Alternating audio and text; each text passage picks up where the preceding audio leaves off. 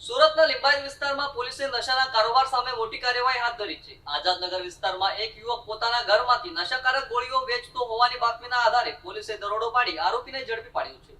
પોલીસે મોટી સંખ્યામાં નશાકારક ગોળીઓ કબજે કરી વધુ તપાસ શરૂ કરી છે। સુરત શહેરના લિંબાયત પોલીસ સ્ટેશન વિસ્તારમાં પોલીસે નશાકારક પદાર્થોના વેપાર સામે મોટી કાર્યવાહી હાથ ધરી છે। શહેરમાં વધતા નશાના કારોબાર પર રોક લગાવવા પોલીસ દ્વારા સતત પેટ્રોલિંગ અને વોચ રાખવામાં આવી હતી। તે દરમિયાન પોલીસને મળેલી ચોક્કસ બાતમીના આધારે આઝાદનગર વિસ્તારમાં દરોડા પાડવામાં આવ્યા હતા। પોલીસને મળેલી માહિતી હતી કે યુવક પોતાના ઘરમાંથી નશાકારક ગોળીઓનું ગેરકાયદેસર વેપાર ચલાવી રહ્યો છે। બાતમીના આધારે લિંબાયત પોલીસની ટીમ તાત્કાલિક સ્થળ પર પહોંચી હતી અને ઘરમાં તપાસ હાથ ધરી હતી। તપાસ દરમિયાન પોલીસે મોટી સંખ્યામાં નશાકારક ગોળીઓનો જથ્થો મળી આવતા તેને કબજે કર્યો હતો। ત્યારબાદ પોલીસે આરોપી યુવકને ઝડપી પાડી કાયદેસરની કાર્યવાહી હાથ ધરી હતી। પ્રાથમિક તપાસમાં સામે આવ્યું છે કે આરોપી યુવક વિસ્તારમાં યુવાનોને નશાકારક ગોળીઓ વેચતો હતો। પોલીસે કબજે કરાયેલા મુદ્દામાલની કિંમત અંગે તપાસ શરૂ કરી છે।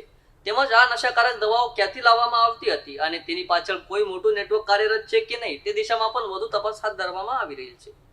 આ કાર્યવાહી બાદ વિસ્તારમાં ચકચાર મચી ગઈ હતી। સ્થાનિક લોકો દ્વારા પણ પોલીસની કામગીરીને વખાણવામાં આવી હતી। પોલીસ તંત્રએ જણાવ્યું હતું કે શહેરમાં નશાના કારોબાર સામે આવી જ કડક કાર્યવાહી આગળ પણ ચાલુ રાખવામાં આવશે, જેથી યુવાધનને નશાની લતથી બચાવી શકાય છે।